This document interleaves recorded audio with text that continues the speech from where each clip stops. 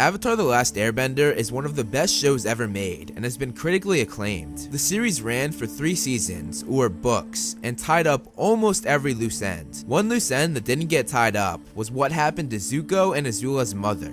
Where is my mother? This loose end was tied up many years later. In this video, I'm going to explain what happened to Zuko and Azula's mom as I go through the life of Ursa.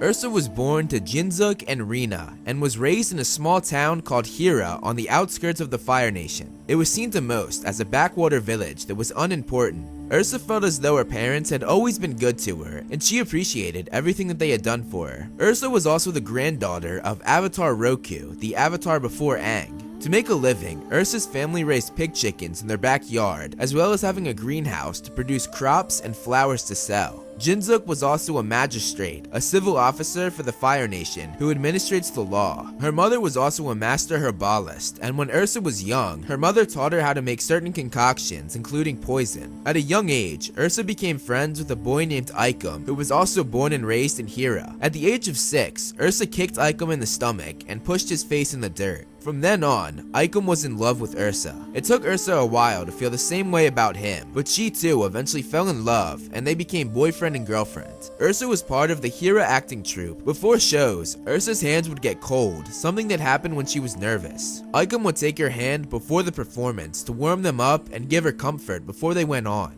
Ursa always wanted to play the Dragon Empress, and one day she tried out for the role. She got the part and would play the Dragon Empress alongside Aikum, who had already been cast as the Dragon Emperor. After Ursa and Aikum rehearsed the kissing scene, Aikum stared into her eyes, and when she questioned him, he asked Ursa to marry him. At first, Ursa was confused, thinking it was part of the script, but when she realized that he was serious, she excitedly said yes. Ursa ran home to tell her parents the good news, but when she got there, she found her mother crying. Rina told Ursa that her father was talking to a visitor out back. She then looked into her daughter's eyes and made sure that she knew how much she loved her. When Ursa went out back, she found her father with Fire Lord Azulon, accompanied by his second son, Prince Ozai. Azulon had been told by the Fire Sages that the pairing of the Avatar's granddaughter and his own son would yield a bloodline of great power that would help ensure his family's rule for centuries after he was gone. After being told this, he desired Ursa to become part of his family. Ozai proposed, and she accepted, honored but sad. They took Ursa with them, and as they were leaving, Aikum blocked the road. He told them that they had no right to take her, although he wasn't very threatening, as the swords he held were props from the play. The guards went after him, and Ursa begged Ozai to call them off, saying that he was an old childhood friend.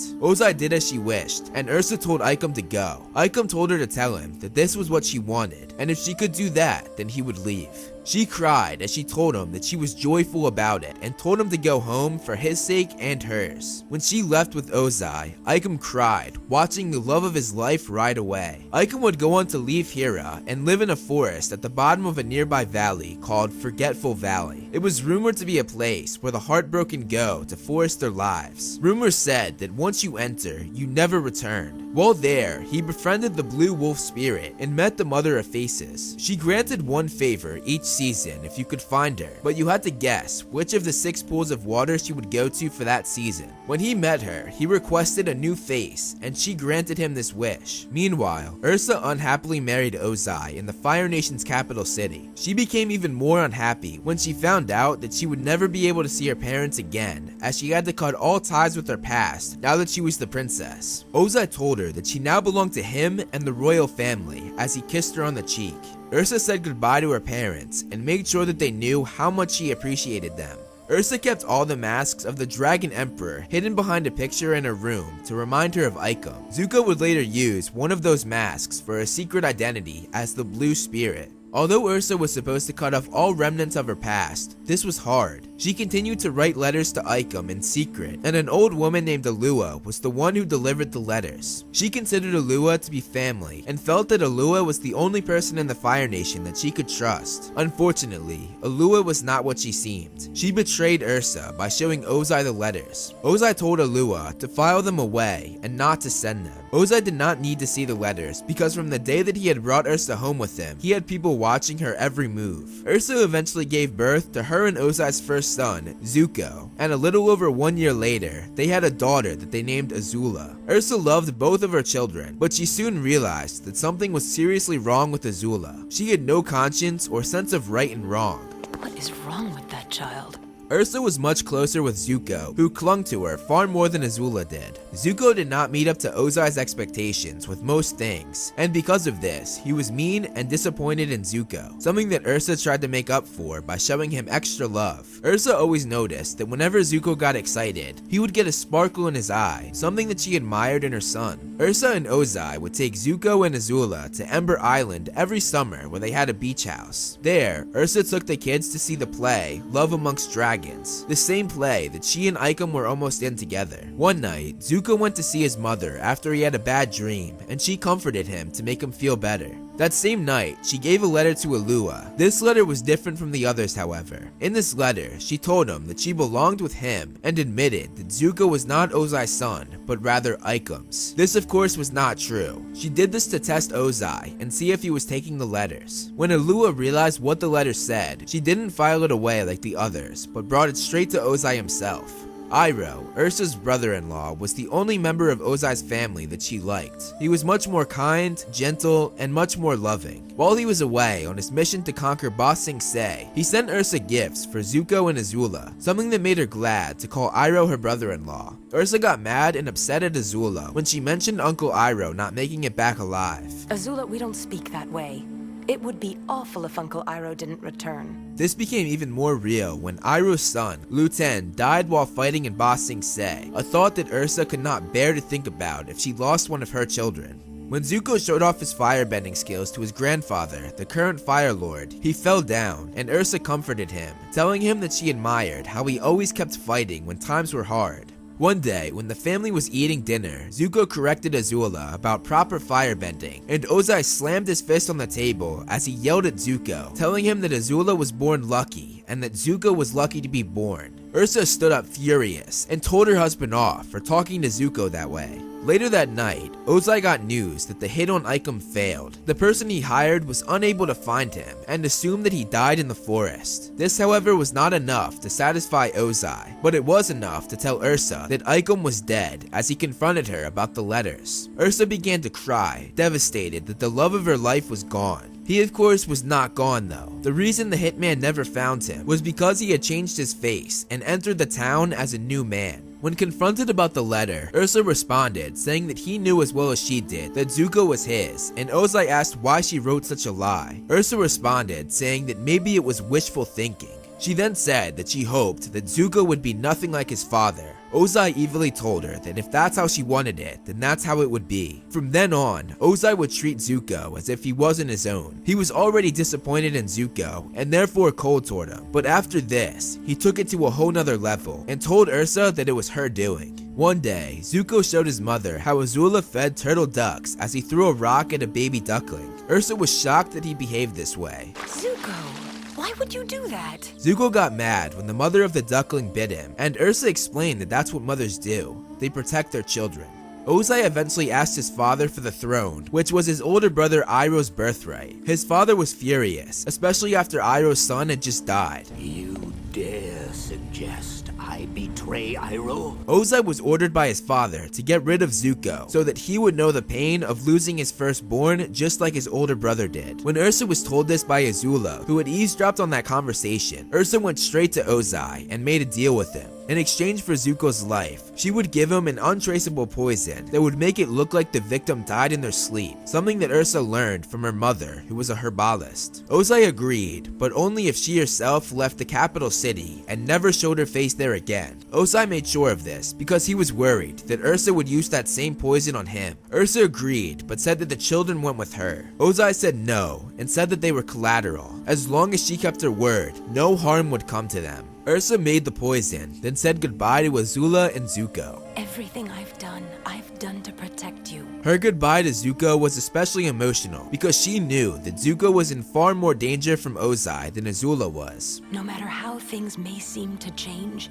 Never forget who you are. She left the capital city, and the first thing that she did was go to her parents' house. When she knocked on the door, a young girl answered. Ursa asked if Jinsook and Rena were there. When she found out that they weren't, she went to visit old memories on the stage where Aikom had asked her to marry him. She was interrupted, however, by a man named Norin, the new head of the Hira acting troupe. He told her that visiting old memories didn't have to be unpleasant, and he offered to buy her breakfast. While they were eating, Norin called her by her name, Ursa, which freaked her out as she was positive that she did not introduce herself. When she got up to leave, Nora said something that made Ursa stop dead in her tracks. When we were 6, you kicked me in the stomach and pushed my face in the dirt. He then said, when we were 21, you shattered my heart.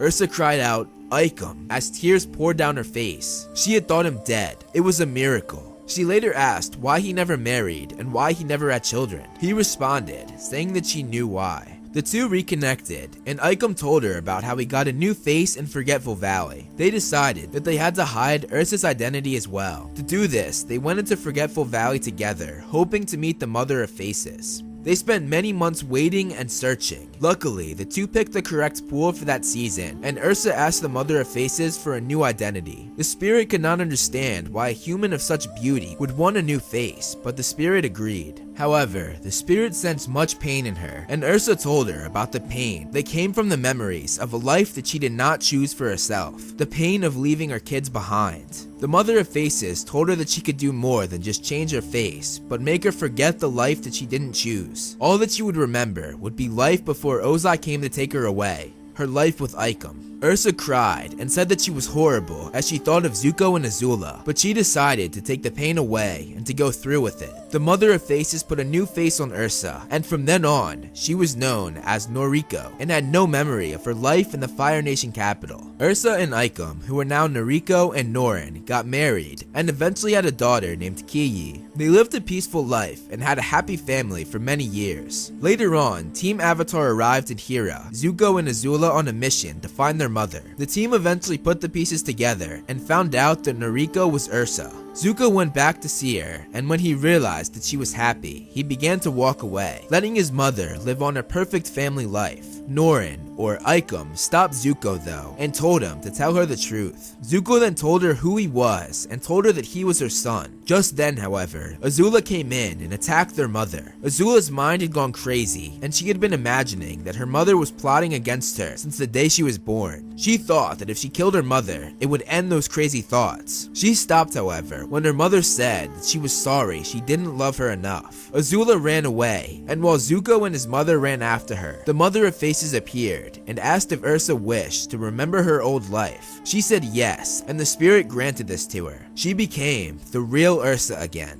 In the chaos, Azula got away and was nowhere to be found. Later on, Ursa apologized to Zuko for the same thing that she apologized to Azula for. She told him that she was sorry that she didn't love him enough. She then told him that she was proud of him. Zuko later took Ursa and her new family with them to the Fire Nation capital. On the way there, Ursa freaked out when Aang took Kiyi to ride on dolphins, and when he brought her back, she hugged Kiyi and said that she couldn't lose her. Kiyi was struggling to deal with her mother's sudden face change and pushed Ursa off. Since the face change, she had also stopped carrying the doll that her mother made for her with her own 2 hands, which Kiyi used to carry everywhere she went. That night, Ursa stood alone on the side of the ship, crying, and when Zuko approached her and asked if she was alright, she told him that she was fine. She told Zuko how she was worried about Azula, who they were never able to find. Zuko assured his mother that she would know how to survive if it came down to it. Just then, a hawk carrying a message from the Kyoshi warriors appeared. After seeing her son's angered face, Ursa asked if something was wrong, but was assured that it was nothing he couldn't handle. Before she went below the deck, Zuko promised to keep her family, especially Kiyi, safe with all his power.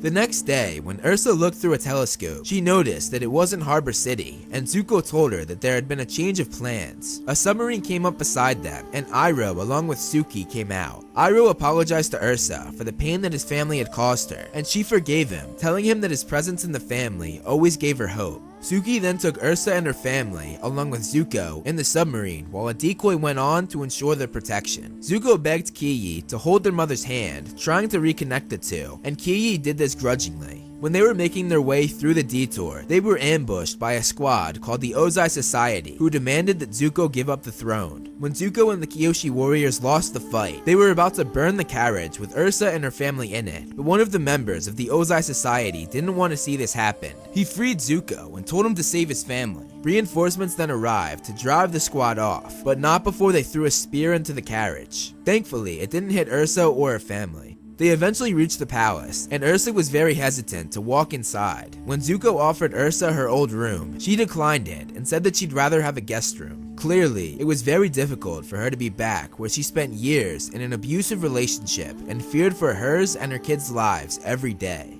As she walked through the palace, she thought to herself that she could do this because it was different this time. Ozai wasn't there. Kiyi was safe. They were all safe. When she saw a painting of Ozai, however, she became very scared and very paranoid. Kiyi continued to be cold toward her mother, and one day she pulled away from Ursa, yelling at her that she was asking her dad the question and not her. Later on that same night, Ursa overheard Suki and Ty Lee discussing that May's little brother was abducted. Ursa became frantic and ran to make sure that Kiyi was alright. Luckily, she was fine, lying in bed, and Ursa hugged her daughter while she slept. Ursa's worst fear later came to life, however, when her oldest daughter, Azula, finally came out of hiding and kidnapped Kiyi. She and Aikom were woken by the fight, and the two embraced when they heard the bad news. Ursa sat alone in the palace, holding Kiyi's doll that she had made for her, hopeful that her daughter would return. Iroh joined her, and she told him how upset she was about Kiyi not touching her or the doll since the face change. She then asked Iroh how he got over the death of his son. He told her that he didn't and never would, but that he and any other parent must teach their kids and themselves to see fear with unclouded eyes. After Kiyi was rescued, Ursa was relieved and grateful to have her daughter back. Later on,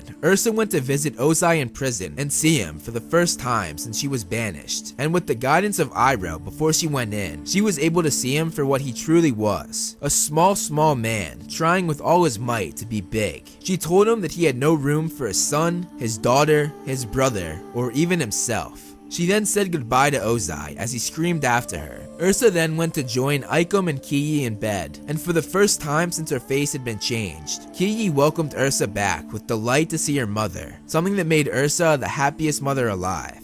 Ursa was forced into a life that she did not want at a very young age. She was forced to take orders from a monster that she unfortunately called her husband. She did so much to protect her kids, and sometimes she might have gone overboard, but she always did what was best for them. Even though some of her choices might have been iffy, she will always be remembered as a great mother. Thank you so much for watching, guys. You can follow me on social media. Links for that will be down below. If you like this video, make sure you press that subscribe button to help grow the channel. I want to give a huge shout out to all my Patrons listed below. If you want to be listed on my next video, check out my Patreon. You'll be featured on the video and get a bunch of other rewards as well. Again, thank you so much for watching, and look out for more great videos on the way.